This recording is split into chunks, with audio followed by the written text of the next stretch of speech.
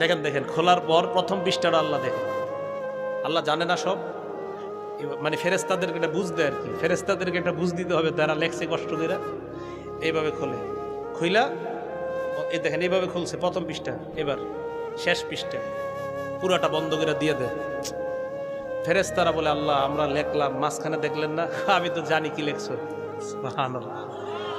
ও মাবুদ আপনি কি দেখলেন? কয় প্রথম পৃষ্ঠার মধ্যে লেখা ইস্তেগফার, ফজর নামাজ, দুরুদ, তাসবিহাত, এই ভালো ভালো আমল প্রথম পৃষ্ঠায় লেখা। মাবুদ শেষ পৃষ্ঠায়? কয় শেষ পৃষ্ঠায় এশার নামাজ, ইস্তেগফার, তাসবি, দুরুদ।